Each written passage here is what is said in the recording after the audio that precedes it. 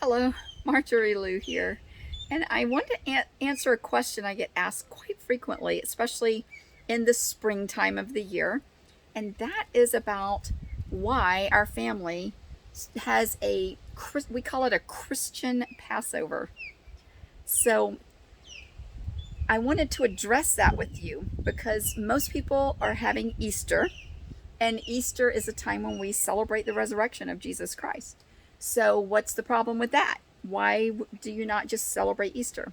Well, I want to begin by saying that I guess, in a sense, we do celebrate Easter. We do celebrate the resurrection of Jesus Christ for sure. And we go to church on Easter Sunday, and we're there and participate in all of that. So we're not like some kind of anti-strange. No, we're not going to do that. However, I will say this: we celebrate all of this when it's Passover by the Jewish calendar, and we're not Jewish. But here's what I do know: Jesus Christ became our Passover lamb, and he was the Passover lamb that was sacrificed at Passover. Remember, he sent his disciples to an upper room to prepare for that special dinner. It was the Passover dinner that he was preparing. He was preparing himself to be the Passover lamb, participating in that dinner that was a dinner that had been really rehearsing his Passover, the sacrifice he was going to be making for people for 1,000 years. And so he was the Passover lamb. He, according to some of the scholars who have been studying this, they say that he was strapped to that cross. He was nailed to that cross at the time that the Passover lambs were being brought in the morning, and that he died. They give the very hour that he was nailed and the very hour that he died. Why does the Word of God record that? Why did God put that in? Because it was very important. That's why. Because he was being nailed to that cross at the time of the morning sacrifices, when those lambs were being brought in the morning, and he being prepared in the morning like he was being prepared. And then he died at the very moment when the evening sacrifices were being made, because he was the lamb. He was the perfect lamb. He was blemish free, and his blood was spilled, and he was sacrificed for the sins of the people. That is the whole point. So ask yourself about Easter. What do baskets and bunnies and eggs have to do with any of that? I don't see anything that has to do with it other than other pagan things that were added in later that have nothing to do with the purpose of what we're celebrating. That's the reason that we said, well, we're not doing Easter, because it involves all these other things. By the way, what do bunnies and eggs have to do? Bunnies give live birth. What do eggs have to do with it? It all goes back, apparently, to fertility gods and things like that got mixed in, I guess, supposedly at one point, maybe 300 years or 200 years after the death of Christ. It's proposed that some different religions tried to get all combined, and people purport that this was Constantine that did this, that he was a Christian, but he had trouble with all his people were all these different religions. He tried to just mishmash them together. Now, is that true? I'm not saying I know that's true. That's what's purported, but it would explain how bunnies and eggs and carrots and hiding eggs and all this stuff has nothing to do with Yeshua, Jesus Christ, being sacrificed for the sins of the people. Nothing. So we took that part out, and usually that's referred to as Easter. So people say, well, Easter's in the Bible. Not exactly. In some of the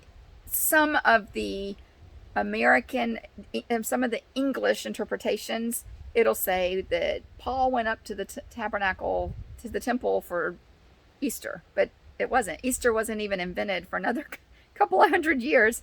He went for Passover. That's what he was going for.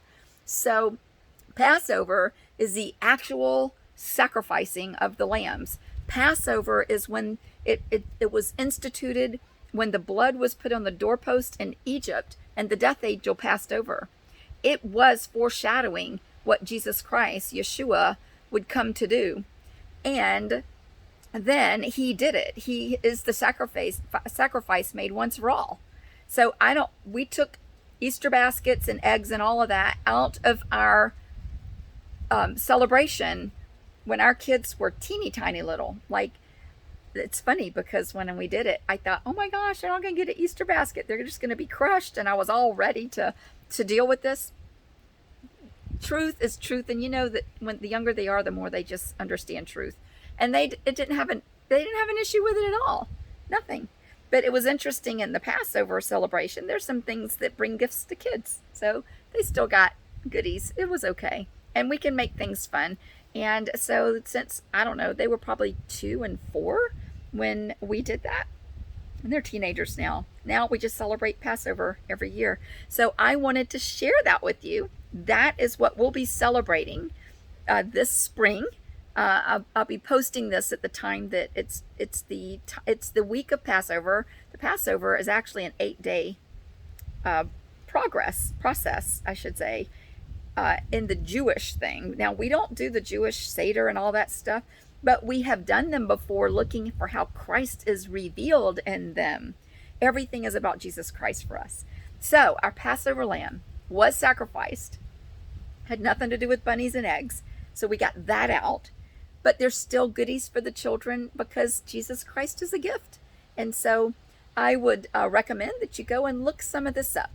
I have a post on my website, kingdompurposelife.com, and in the description below, I am going to put a link straight to that post where I give a little more detail about it and I talk about it a little more.